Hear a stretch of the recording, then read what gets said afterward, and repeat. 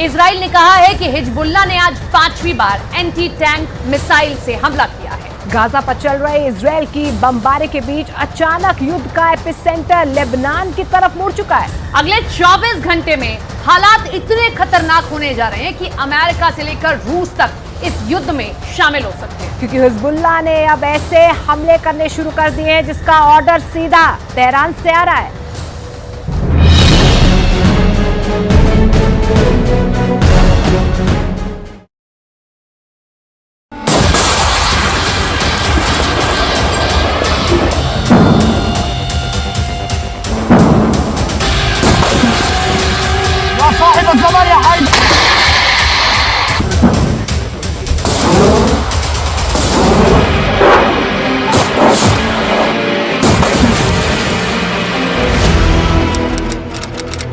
पंद्रह अक्टूबर 2023 हिजबुल्लाह एक के बाद एक कई मिसाइल फायर करता है।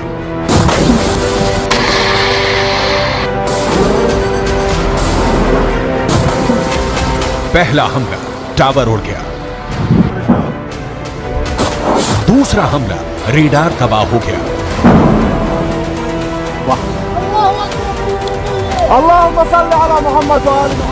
तीसरा हमला एक और अड्डा तहस नहस हो गया।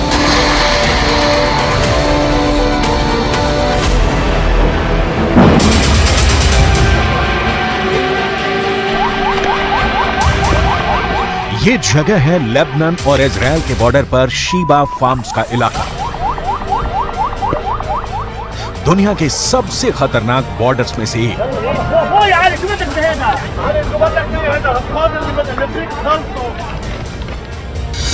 और यहां बने हैं इजराइल के 5 बहुत ही खतरनाक अड्डे। अड्डा नंबर 1, अड्डा नंबर 2, अड्डा नंबर 3, अड्डा नंबर 4, अड्डा नंबर 5। ये जगह गोलान की पहाड़ियों के उत्तर में है और यहाँ पहाड़ों की ऊंचाई 1500 मीटर तक है। नीचे लेबनान का इलाका और यहीं से अटैक लॉन्च किया गया। इस ग्राफिक से समझ सकते हैं इस इलाके की टोपोग्राफी, कौन कहां मौजूद है, कौन सा इलाका किसके पास है।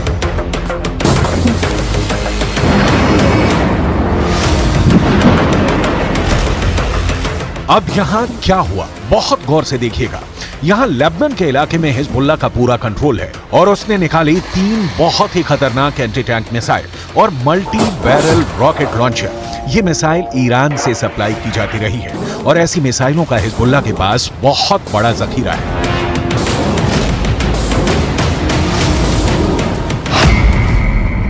हिजबुल्लाह ने 3 तरह की एंटी टैंक गाइडेड मिसाइलें इस्तेमाल की। ये है कॉर्नेट, इसकी रेंज 5 किलोमीटर तक है। ये रूस की मिसाइल है, लेकिन अब ईरान इसका देसी वर्जन देहलाविया तैयार कर चुका है और ऐसी बहुत सी मिसाइल अब हिजबुल्लाह के पास है। दूसरी है BGM-71 टो anti tank guided missile, range है 3.5 किलोमीटर। यह अमेरिका में बनी मिसाइल है, लेकिन अब इसकी नकल ईरान तैयार कर रहा है और इसने हिजबुल्लाह को सप्लाई की है। तीसरी है 85 कॉनकोर्स, रेंज 4 किलोमीटर। यह भी रूस ने बनाई है और अब ईरान में ये तोसान नाम से तैयार की जा रही है। तीनों मिसाइल बहुत ही घातक हैं और जिस तरह से इन्होंने इजराइल के अड्डे उड़ाए हैं उससे ये बात साबित हो जाती है। हिजबुल्लाह का दावा है कि उसने ये हमला लेबनान में इजराइल के हमले के जवाब में किया। इजराइल के हमले में एक पत्रकार की मौत हुई है जबकि कई घायल हुए हैं। इस वीडियो में देखा जा सकता है कि कुछ पत्रकार घायल हालत में हैं और पास ही एक गाड़ी चल रही है। इजराइल पर इस हमले का आरोप लगा है।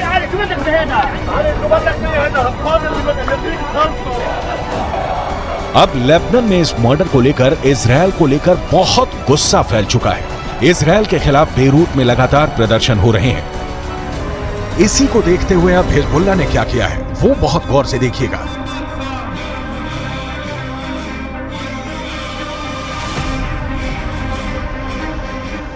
सबसे पहले इजराइल का अड्डा नंबर 1 शतुला इलाके में बने इस अड्डे पर हिजबुल्लाह ने किया पहला हमला। हिजबुल्लाह ने कॉर्नेट मिसाइल से अटैक किया जो सीधा जाकर इजराइल का एक टावर उड़ा देती है। हिजबुल्लाह की ये रेंज देखकर इजराइल के कैंप में खलबली सी मच गई क्योंकि निशाना भी बिल्कुल सटीक लगा और टावर पूरी तरह से तबाह हो गया। इसके बाद टारगेट बना इजराइल का अड्डा नंबर 2, ये भी शतुला इलाके में है और यहाँ हिजबुल्लाह ने किया दूसरा हमला। इस बार हिजबुल्लाह ने BGM-71 टो एंटी टैंक गाइडेड मिसाइल का इस्तेमाल किया। अमेरिका में बनी यह मिसाइल इतनी सटीक है कि इसने ठीक रेडार स्टेशन को तबाह किया। ऐसा निशाना देखकर कोई भी दुश्मन डर जाएगा। इसके बाद टारगेट बना इजरायल का अड्डा नंबर 3। यह भी शतुला इलाके के करीब है और यहां हिजबुल्लाह ने किया तीसरा हमला। इस बार हिजबुल्लाह ने concourse anti tank guided missile fire की। रूस की ये वायर गाइडेड मिसाइल भी इजरायल के एक ठिकाने को खत्म कर देती है। इसके बाद चौथे और पांचवें अड्डे पर भी हिजबुल्लाह अपनी बाकी मिसाइलों और मल्टी बैरल रॉकेट लॉन्चर से हमला करता है और उनका भी वही हश्र होता है जो बाकी अड्डों का हुआ है। हिजबुल्लाह का दावा है कि इन हमलों में इजरायल को भारी नुकसान हुआ है और उसके कई सैनिक भी मारे गए हैं। צה"ל הגיב בירי והשמיד עמדות חיזבאללה ואת מקור האש. כמו כן, בוצע ירי למוצב צבאי, אין נפגעים, גם שם צה"ל הגיב באש לעבר מקורות הירי. समझ लीजिए कि इस वक्त इजरायल और लेबनान के बॉर्डर पर आग लगी हुई है और ये सब कब युद्ध को 10 गुना भड़का सकते हैं, इसके बारे में दुनिया में सिर्फ 4 लोग जानते हैं। पहले हैं इजरायल के प्रधानमंत्री बेंयामिन नेतन्याहू, दूसरे हैं ईरान के राष्ट्रपति इब्राहिम रईसी, तीसरे हैं अमेरिका के राष्ट्रपति जो बाइडेन और चौथे हैं यूरोप से लेकर अमेरिका तक सबको हिला देने वाले रूस के राष्ट्रपति व्लादिमीर पुतिन। लेकिन इस वक्त सबसे ज्यादा एक्टिव ईरान है। ईरान के विदेश मंत्री हुसैन अमीर अब्दुल्लाहिया ने कहा है कि अगर इजरायल ने गाजा पर बमबारी नहीं रोकी तो हिजबुल्लाह ने ऐसी तैयारी की हुई है कि इजरायल में जलजला आ जाएगा। در اسرائیل علیه شهروندان و غیر نظامیان در غزه فوراً متوقف شود.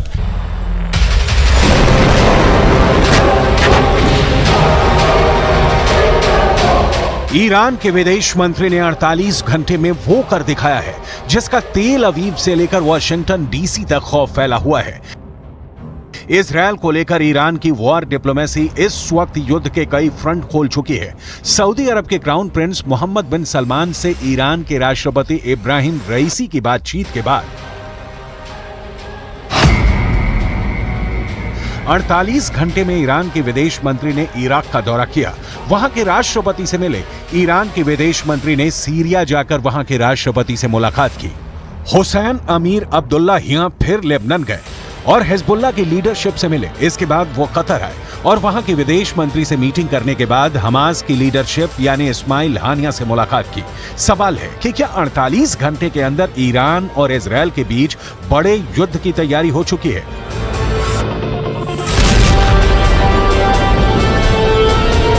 इजरायल ने भी लेबनान बॉर्डर पर हमले का वीडियो जारी करके बताया है कि वो हिजबुल्लाह को छोड़ेगा नहीं।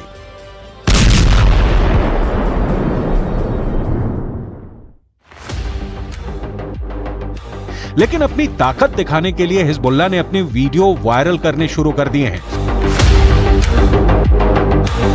हिजबुल्लाह के इस वीडियो में बताया जा रहा है कि वो इजरायल पर हमले के लिए तैयार है।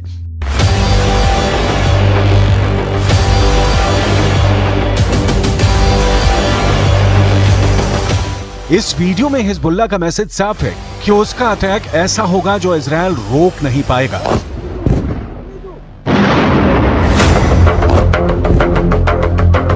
इस वीडियो में हिजबुल्लाह का मिलिशिया कमांडो ऑपरेशन की तरफ इशारा कर रहा है।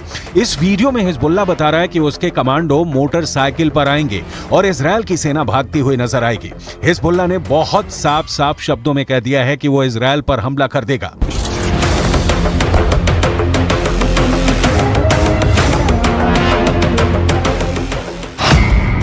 अगर इजरायल की सेना फिलिस्तीन के गाजा में घुसी तो वो उत्तरी सीमा की तरफ से इजरायल पर चढ़ाई कर देगा।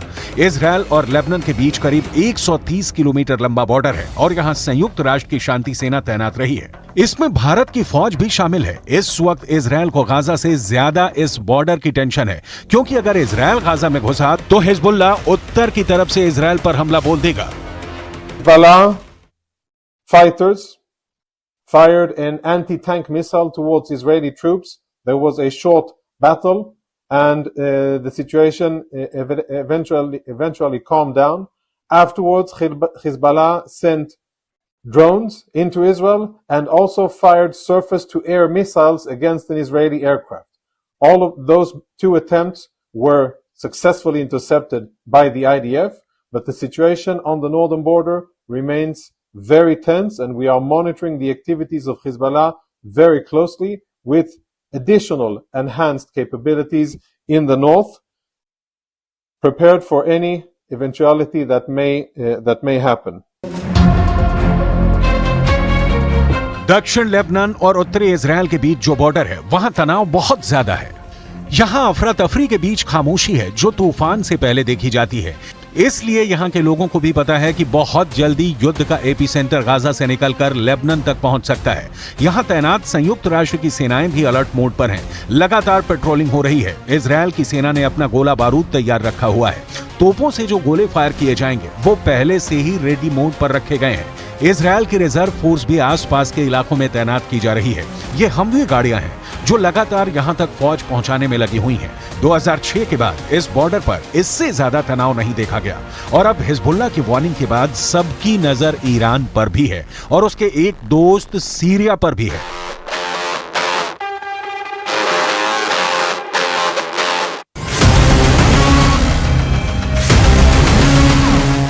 इजराइल के गोलान की पहाड़ियों पर भी टैंक पहुंचा दिए गए हैं। ये जगह सीरिया का हिस्सा था, लेकिन 1967 में युद्ध के बाद इजराइल ने सीरिया के इस हिस्से को अपने में मिला लिया और तभी से यह इलाका इजराइल के कंट्रोल में है। देखा जाए तो इस वक्त पूरे पश्चिम एशिया में युद्ध की चिंगारी पहुंच चुकी है। इजराइल से लेकर गाजा और गाजा से निकली ये आग अब लेबनान पहुंच चुकी है। चिंगारी सीरिया और ईरान में भी नजर आ रही है।